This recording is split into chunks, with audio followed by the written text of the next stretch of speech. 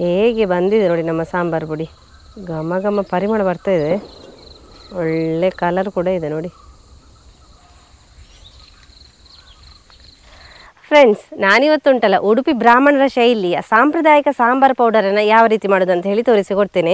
ಈ ಸಾಂಬಾರು ಪೌಡರ್ನ ಹೆಚ್ಚಾಗಿ ದೇವಸ್ಥಾನದಲ್ಲಿ ಹಾಗೆಯೇ ಈ ಬ್ರಾಹ್ಮಣರ ಫಂಕ್ಷನ್ಗಳಲ್ಲಿ ಸಾಂಬಾರು ಮಾಡಬೇಕಾದ್ರೆ ಇದೇ ಥರ ಸಾಂಬಾರು ಪುಡಿಯನ್ನು ರೆಡಿ ಮಾಡಿಕೊಂಡು ಮಾಡುವಂಥದ್ದು.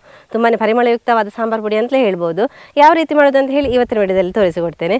ಯಾರಾದರೂ ನಮ್ಮ ಕರಾವಳಿ ಮಿರರ್ ಚಾನಲ್ ಹೊಸಬ್ರು ನೋಡ್ತಾ ಇದೆ ಸಬ್ಸ್ಕ್ರೈಬ್ ಮಾಡಿ. ಹಾಗೆಯೇ ಫೇಸ್ಬುಕ್ ಮತ್ತು ಇನ್ಸ್ಟಾಗ್ರಾಮಲ್ಲಿ ಪೇಜ್ ಇದೆ, ಅದನ್ನು ಕೂಡ ಫಾಲೋ ಮಾಡಿ. ವಿಡಿಯೋ ಸ್ಟಾರ್ಟ್ ಮಾಡುವ. ನಾನು Asha Udupa Kateel. Welcome back to Karavali Mirror. Sambar ಪುಡಿಗೆ ಉಂಟಲ್ಲ, ನಾನಿಲ್ಲಿ 100 ಗ್ರಾಮ್ ಆಗೋಷ್ಟು ಬ್ಯಾಡಿಗೆ ಮೆಣಸನ್ನು ತಗೊಂಡಿದ್ದೇನೆ. 50 ಗ್ರಾಮ್ ಅಷ್ಟು ಕೊತ್ತಂಬರಿ, 3/4 ಚಮಚ ಆಗೋಷ್ಟು ಮೆಂತೆ, 25 ಗ್ರಾಮ್ ಅಷ್ಟು ಜೀರಿಗೆ, 2 ಚಮಚದಷ್ಟು ಉದ್ದಿನಬೇಳೆ, 2 ಚಮಚದಷ್ಟು ಕಡಲೆಬೇಳೆ, 10 ಗ್ರಾಮ್ ಅಷ್ಟು ಇಂಗು, 4 ಎಸಳು ಕರಿಬೇವು, ಹಾಗೆ ಎಣ್ಣೆ. ನೋಡಿ, ನಾನುಂಟಲ್ಲ ಇಲ್ಲಿ ಬ್ಯಾಡಿಗೆ ಮೆಣಸನ್ನು ಅಂಗಡಿಯಿಂದ ತಂದು ಅದನ್ನು ಸ್ವಲ್ಪ ಬಿಸಿಲಿಕ್ಕೆ ಹಾಕಿದ್ದೇನೆ.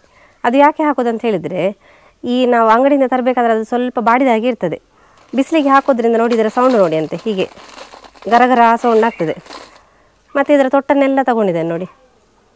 ಇನ್ನಿದನ್ನು ನಾವು ಹುರಿಲಿಕ್ಕೆ ಇದೆ. ಫಸ್ಟ್ ಎಣ್ಣೆ ಹಾಕಿ ಚೆನ್ನಾಗಿ ಈ ಬ್ಯಾಡಿಗೆ ಮೆಣಸನ್ನು ಹುರಿಯುವ. ನಾನು ಮೆಣಸನ್ನು ಹುರಿಲಿಕ್ಕೆ ಬೇಕಾಗಿ ಇಲ್ಲಿ 2 ಟೀ ಸ್ಪೂನ್ ಅಷ್ಟು ಎಣ್ಣೆಯನ್ನು ಹಾಕೊಳ್ತೇನೆ.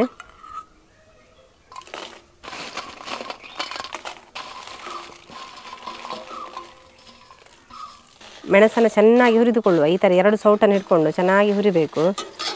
ನಾವು ಹಾಕಿದ ಎಣ್ಣೆ ಉಂಟಲ್ಲ, ಈ ಮೆಣಸಿಗೆ ಎಲ್ಲ ಹಿಡಿದು ಈ ಮೆಣಸೆಲ್ಲ ಉಬ್ಬಿ ಬರಬೇಕು. ಒಂದು 5 ರಿಂದ 7 ನಿಮಿಷ ಆದರೂ ಚೆನ್ನಾಗಿ ಹುರಿದುಕೊಳ್ಳುವ. ನಮ್ಮ ಸಾಂಬಾರು ಪೌಡ್ರಿಗೆ ಉಂಟಲ್ಲ, ನಾವು ತೆಂಗಿನೆಣ್ಣೆ ಜಾಸ್ತಿಯಾಗಿ ಯೂಸ್ ಮಾಡ್ತೇವೆ. ಯಾಕಂತ ಹೇಳಿದರೆ ತೆಂಗಿನೆಣ್ಣೆ ಪರಿಮಳ ಉಂಟಲ್ಲ ಆ ಸಾಂಬಾರು ಪೌಡರಲ್ಲಿ ಬರ್ತಾ ಇರ್ತದೆ.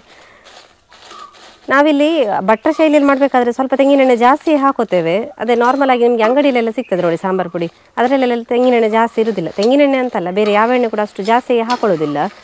ನಾವು ಮನೆಯಲ್ಲಿ ಸಾಂಬಾರು ಪುಡಿಯನ್ನು ರೆಡಿ ಮಾಡಬೇಕಾದ್ರೆ ತೆಂಗಿನೆಣ್ಣೆ ಜಾಸ್ತಿ ಹಾಕ್ತೇವೆ. ಹಾಗೆಯೇ ನಿಮಗೆ ಸ್ವಲ್ಪ ಖಾರ ಬೇಕಂತ ಹೇಳಿ ಆದರೆ ಈ ಗುಂಡು ಮೆಣಸನ್ನು ಕೂಡ ಹಾಕೋಬೋದು. ತುಂಬ ಖಾರ ನಾವು ಇಷ್ಟಪಡೋದಿಲ್ಲ, ಹಾಗಾಗಿ ಬ್ಯಾಡಿಗೆ ಮೆಣಸನ್ನು ಮಾತ್ರ ಹಾಕಿ ಸಾಂಬಾರು ಪುಡಿಯನ್ನು ರೆಡಿ ಮಾಡಿಕೊಳ್ತೇವೆ. ಎಣ್ಣೆ ಎಲ್ಲ ಚೆನ್ನಾಗಿ ಹಿಡ್ಕೊಂಡಿದೆ ನೋಡಿ ಮೆಣಸಿಗೆ. ಮೆಣಸೆಲ್ಲ ಚೆನ್ನಾಗಿ ಹುರಿದಾಯಿತು.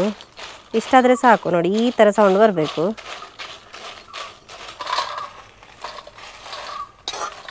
ಇನ್ನು ನಾವು ತೆಗೆದಿಟ್ಕೊಂಡಂತಹ ಇಂಗ್ರೀಡಿಯೆಂಟನ್ನು ಒಂದೊಂದೇ ಹಾಕಿ ಚೆನ್ನಾಗಿ ಹುರಿತಾ ಬರುವ. ಇಲ್ಲಿ ನಾವು ತಗೊಂಡಿರುವ ಕ್ವಾಂಟಿಟಿ ಉಂಟಲ್ಲ, ಅಷ್ಟೇ ಕ್ವಾಂಟಿಟಿಯಲ್ಲಿ ನೀವು ತಗೊಂಡ್ರೆ ಮಾತ್ರ ನಿಮಗೆ ಪರ್ಫೆಕ್ಟ್ ಆದಂತಹ ಸಾಂಬಾರು ಪುಡಿ ರೆಡಿ ಆಗ್ತದೆ. ಮೊದಲಿಗೆ ನಾನು ಸ್ವಲ್ಪ ಎಣ್ಣೆಯನ್ನು ಹಾಕ್ಕೊಳ್ತೇನೆ ಹುರಿಲಿಕ್ಕೆ.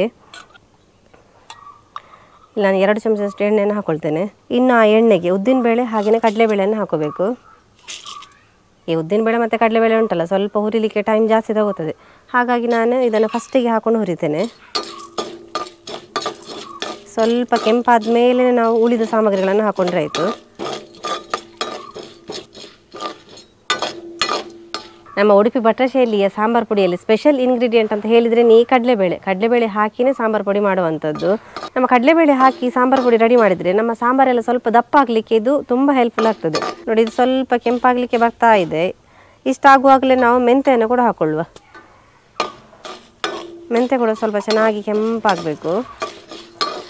ಇಲ್ಲಿ ಮೆಂತೆ ಉಂಟಲ್ಲ, ಲಿಮಿಟೆಡ್ ಆಗಿ ನಾವು ತಗೋಬೇಕು. 3/4 ಚಮಚದಷ್ಟು ಮಾತ್ರ ಮೆಂತೆಯನ್ನು ತೊಗೊಂಡಿದ್ದೇನೆ. ಇದು ಸ್ವಲ್ಪ ಟೇಸ್ಟ್ ಬರಲಿ ಅಂತೇಳಿ ಮಾತ್ರ ಆಗೋದು. ತುಂಬ ನಾವು ಮೆಂತೆ ಹಾಕಿದ್ರೆ ಉಂಟಲ್ಲ, ನಮ್ಮ ಸಾಂಬಾರು ಪೌಡರ್ ಸ್ವಲ್ಪ ಕಹಿ ಅಂಶ ಬರ್ತದೆ. ನೋಡಿ, ಇಷ್ಟು ಕೆಂಪಾದರೆ ಸಾಕು. ಇನ್ನು ಕೊತ್ತಂಬರಿಯನ್ನು ಹಾಕೊಳ್ಳುವ.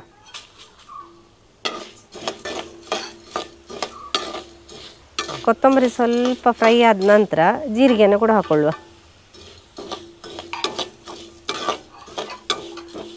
ನೋಡಿ, ಇಂಗು ನಾನಿಲ್ಲಿ ಮೊನ್ನೆ ಹೆಲ್ತೆಕ್ಸ್ ಅವರದ್ದು ಇಂಗದ್ದು ಒಂದು ವಿಡಿಯೋ ಮಾಡಿ ಹಾಕಿದ್ದೇನೆ. ಅದೇ ಇಂಗನ್ನಿಲ್ಲಿ ನಾನು ಹಾಕೊಳ್ತಾ ಇದ್ದೇನೆ. ತುಂಬ ಪರಿಮಳ ಬರ್ತದೆ ನಮ್ಮ ಸಾಂಬಾರು ಪುಡಿ ಹಾಗೆಯೇ ಸಾರಿನ ಪೌಡರ್ ಎಲ್ಲ ಮಾಡುವಾಗ ಈ ಇಂಗನ್ನು ಹಾಕಿದರೆ ನಮ್ಮ ಸಾಂಬಾರು ಪುಡಿ ಎಲ್ಲ ತುಂಬ ಪರಿಮಳ ಬರ್ತದೆ. ನಾನಿವಾಗ ಉಂಟಲ್ಲ, ಸಾರಿನ ಪೌಡರ್ ಸಾಂಬಾರು ಪೌಡರ್ ಏನೇ ಮಾಡಲಿಕ್ಕಿದ್ರು ಕೂಡ ಹೆಲ್ತೆಕ್ಸ್ ಅವರ ಇಂಗನ್ನೇ ಬಳಸ್ತಿದ್ದೇನೆ. ತುಂಬಾ ಚೆನ್ನಾಗಿದೆ, ಅದು ಒಳ್ಳೆ ಪರಿಮಳ ಬರ್ತದೆ. ಆ ಸ್ವಲ್ಪ ಇಂಗು ಹಾಕಿದರೆ ಸಾಕು ಹೆಲ್ತೆಕ್ಸ್ ಅವರದ್ದು. ನಮ್ಮ ಸಾಂಬಾರಾಗಲಿ ಸಾರಾಗಲಿ ತುಂಬ ಘಮ ಘಮ ಪರಿಮಳ ಬರ್ತದೆ. ನೀವು ಕೂಡ ಅದನ್ನು ಟ್ರೈ ಮಾಡಿ. ನಾನು ಮೊನ್ನೆ ಒಂದು ಸಲ ಮಾಡಿದ್ದೇನೆ ವಿಡಿಯೋ, ಅದರಲ್ಲಿ ಕಾಂಟ್ಯಾಕ್ಟ್ ಡೀಟೇಲ್ ಆಗಲಿ ನಿಮಗೆಲ್ಲ ಇನ್ಫಾರ್ಮೇಷನನ್ನು ಹಾಕಿದ್ದೆ. ಅದನ್ನು ಒಂದ್ಸಲ ಚೆಕ್ ಮಾಡಿಕೊಳ್ಳಿ. ಒಂದು 4 ಎಸಳು ಕರಿಬೇವನ್ನು ಕೂಡ ಹಾಕೊಳ್ತೇನೆ. ನೋಡಿ, ಇದಾಗಿದೆ. ಎಲ್ಲ ಇಂಗ್ರೀಡಿಯೆಂಟ್ ಚೆನ್ನಾಗಿ ಹುರಿದುಕೊಂಡಾಗಿದೆ. ಇನ್ನು ಇದನ್ನು ಮಿಕ್ಸಿಗೆ ಹಾಕಿ ಪೌಡ್ರ್ ಮಾಡಿಕೊಳ್ಳುವ. ಫಸ್ಟಿಗೆ ಇಲ್ಲಿ ಮೆಣಸನ್ನು ನಾವು ಮಿಕ್ಸಿಗೆ ಹಾಕೊಳ್ಳುವ. ನಾವು ಮೆಣಸನ್ನು ಲಾಸ್ಟಿಗೆ ಹಾಕಿದರೆ ಅದು ಅಲ್ಲಲ್ಲಿ ಹಾಗೆ ಇರ್ತದೆ, ಅಂದರೆ ಇಡೀ ಇರ್ತದೆ. ಫಸ್ಟಿಗೆ ಅದಕ್ಕೆ ಮೆಣಸನ್ನು ಪೌಡರ್ ಮಾಡಿಕೊಳ್ಬೇಕು. ಇವಾಗ ಉಂಟಲ್ಲ ಹುರಿದ ಸಾಮಗ್ರಿಗಳನ್ನು ಕೂಡ ಮಿಕ್ಸಿಗೆ ಹಾಕೊಳ್ಳುವ. ಬ್ಯಾಡಗಿ ಮೆಣಸು 1 ರೌಂಡ್ ಮಿಕ್ಸಿ ಮಾಡ್ಕೊಂಡಾಗಿದೆ. ಈಗ ಹುರಿದ ಸಾಮಗ್ರಿ ಹಾಗೆಯೇ ಬ್ಯಾಡಗಿ ಮೆಣಸು ಮತ್ತೆ ಸಣ್ಣ ಆಗಬೇಕು. ನಾವು ಫಸ್ಟಿಗೆ ಯಾಕೆ ಹಾಕೊಳ್ಳೋದು ಅಂತ ಹೇಳಿದರೆ ಈ ಮೆಣಸು ಬೇಗ ಸಣ್ಣ ಆಗೋದಿಲ್ಲ, ಹಾಗಾಗಿ ಅದನ್ನು ಫಸ್ಟಿಗೆ ಹಾಕೊಂಡು ನಂತರ ಹುರಿದ ಸಾಮಗ್ರಿಗಳನ್ನು ಮತ್ತೆ ಹಾಕೊಳ್ಳುವಂಥದ್ದು. ಈಗ ಎಲ್ಲ ಒಟ್ಟಿಗೆ ಉಂಟಲ್ಲ ಸಣ್ಣ ಮಾಡಿಕೊಳ್ಳುವ. ಹೇಗೆ ಬಂದಿದೆ ನೋಡಿ ನಮ್ಮ ಸಾಂಬಾರು ಪುಡಿ, ಘಮ ಘಮ ಪರಿಮಳ ಬರ್ತಾ ಇದೆ, ಒಳ್ಳೆ ಕಲರ್ ಕೂಡ ಇದೆ ನೋಡಿ.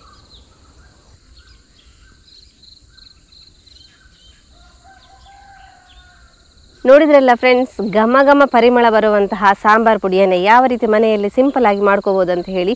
ಈ ವಿಡಿಯೋ ಇಷ್ಟ ಆದರೆ ನಿಮ್ಮ ಫ್ರೆಂಡ್ಸಿಗೆ ರಿಲೇಟಿವ್ಸ್ಗೆಲ್ಲ ಹೆಚ್ಚು ಶೇರ್ ಮಾಡಿ. ಹಾಗೆಯೇ ಈ ರೆಸಿಪಿ ಇಷ್ಟ ಆದರೆ ಮನೆಯಲ್ಲಿ ಒಂದ್ಸಲ ತಪ್ಪದೆ ಟ್ರೈ ಮಾಡಿ.